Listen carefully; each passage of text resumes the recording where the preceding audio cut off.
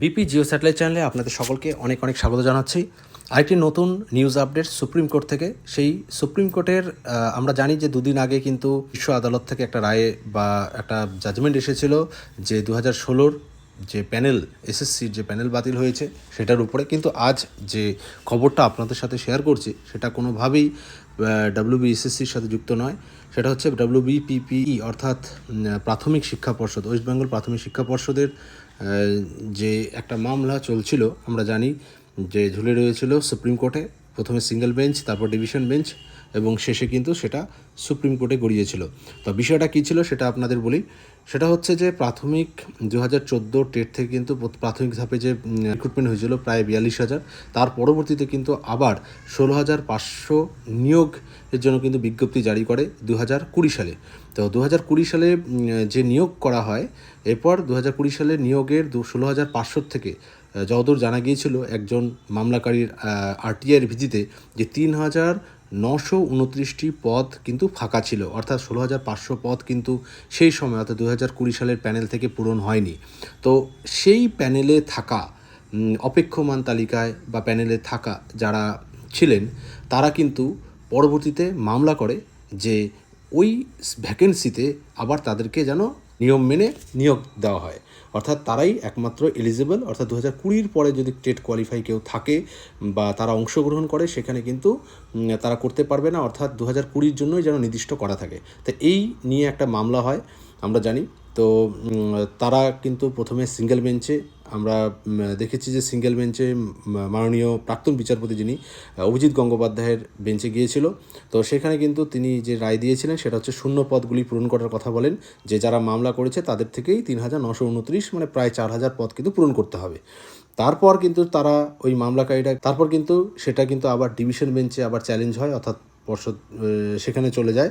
তো সেখানে কিন্তু থেকে যেটা বের হয় সেটা হচ্ছে যে 2020 সালে নিয়োগ প্রক্রিয়া থেকে শূন্যপদ পূরণ করতে হবে, সেখানেও কিন্তু এটা জানিয়ে দেয়। তা যাই হোক, কিন্তু আবার মামলা কিন্তু গড়িয়ে যায় একেবারে সুপ্রিম কোর্ট পর্যন্ত। তো সুপ্রিম কোর্টের যেটা ফাইনালি রায় যেটা আজকে জানা গেল সেটা হচ্ছে যে সুপ্রিম কোর্টের দ্বারস্থ হয়েছিল প্রাথমিক শিক্ষা পর্ষদ এবং মামলাকারীরা সেখানেও গিয়েছিল। তো যেটা জানা যায় যে প্রাথমিক শিক্ষা পর্ষদ কিন্তু কে স্পষ্ট জানিয়ে দেয় যে মেয়াদ উত্তীর্ণ প্যানেল থেকে কোনোভাবে যেন নিয়োগ না করা হয়, অর্থাৎ যেটা সুপ্রিম কোর্টের রায় বের হয় যে 16,500 শিক্ষক নিয়োগে বাকি থাকা 3,929 শূন্য পদে শিক্ষক নিয়োগে কিন্তু নতুনদেরই সুযোগ দেওয়া হবে। নতুনদের বলতে 2022 সালে যে রিক্রুটমেন্ট প্রসেসটা চালাবে বা তারা যদি টেটে কোয়ালিফাই করা থাকে তাদের মধ্য থেকে, মানে মোট কথা ফ্রেশভাবে কিন্তু তারাও অংশগ্রহণ করতে পারবে। যদি ডিএলএড বা যে ক্রাইটেরিয়াগুলো আছে সেগুলো যদি শর্ত পূরণ করে থাকে তাহলে কিন্তু তারা আবেদন করতে পারবে এবং নিয়োগ প্রক্রিয়ায় অংশগ্রহণ করতে পারবে। কিন্তু কোনো মতেই শুধুমাত্র 2020 সালের যারা প্যানেলে ছিল তাদেরকেই সুযোগটা দেওয়া যাবে না, অর্থাৎ কারণ ওই প্যানেলের কোনো ভ্যালিড নেই, কারণ প্যানেলের মেয়াদ কিন্তু শেষ হয়ে গেছে। আর নিয়ম মতো প্যানেলের মেয়াদ শেষ হয়ে গেলে সেই পদে যতই ফাঁকা থাকুক না কেন সেই পদে কোনোভাবে কিন্তু নিয়োগ করা যাবে না পুরানো প্যানেল থেকে। যেটা হবে সেটা হচ্ছে নতুন অ্যাডভার্টাইজমেন্টে বা নতুন যে নিয়োগ প্রক্রিয়া সেটাতে তাদের কিন্তু যোগ করতে হবে ওই 3,929টি শূন্যপদ, এবং সেখানে কিন্তু সার্বিকভাবে সকলের ক্রাইটেরিয়া যদি ফুলফিল থাকে এবং যে নিয়ম মেনে সেইভাবে কিন্তু রিক্রুটমেন্ট প্রসেসটা চালিয়ে যেতে পারবে। এইটা কিন্তু আজ প্রাথমিক শিক্ষা পর্ষদকে সুপ্রিম কোর্ট থেকে একটা বড় একটা রায় বা বার্তা দেওয়া হয়েছে, যদিও জাজমেন্ট কপিটা আসেনি। জাজমেন্ট কপি আসলে আপনাদের সাথে শেয়ার করব। তো এটা বলাই যায় যে 2022 সালে টেট পাস যারা করেছে তাদের জন্য কিন্তু একটা সুখবর, অর্থাৎ তাদের কিন্তু বাড়তি আরও ভ্যাকেন্সি পাওয়া গেল 3,929টি পদ। তা আপনারা জানেন যে এই মামলাকারী অর্থাৎ 2020 সালে যারা মামলা করেছিল 3,929 পদে তাদেরকেই স্থান দেওয়ার জন্য ওই যারা প্যানেলে ছিল তারা কিন্তু এই মামলাটা করেছিল। তো যাই হোক, সেই মামলাটা কিন্তু তাদের মামলার রায় কিন্তু তাদের নেগেটিভ অর্থাৎ নেতিবাচক দিকেই গেল।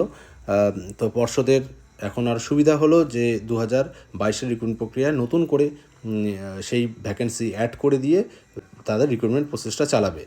তা মামলাকারীদের মধ্য থেকে কিন্তু এক সময় আরটিআই করা হয়েছিল, এই আরটিআইয়ের মাধ্যমে কিন্তু এই সংখ্যাটা জানা গিয়েছিল যতদূর আমরা জানতে পেরেছি। তা সেটাই আপনার সাথে শেয়ার করলাম। তা এটাই হচ্ছে একটা বিগ নিউজ আপডেট যে 16,500 পদের জন্য যে ফাঁকা ছিল 2020 সালের 3,929টি পদ, সেই শূন্য পদে কোনোভাবেই 2020 সালেরই যারা প্যানেলে ছিল, অপেক্ষমান তালিকায় ছিল, তাদের থেকে নিয়োগ করা যাবে না।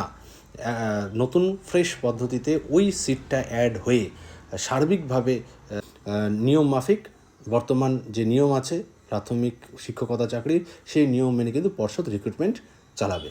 তা এটাই আপডেট নিউজ, আমি জাস্ট জিনিসটা বললাম। তারপরে ডেসক্রিপটিভ ওয়েতে যদি কোনো খবর পাওয়া যায় তাহলে আপডেট নিউজ আপনাদের সাথে শেয়ার করা হবে। সঙ্গে থাকবেন। ধন্যবাদ সকলকে।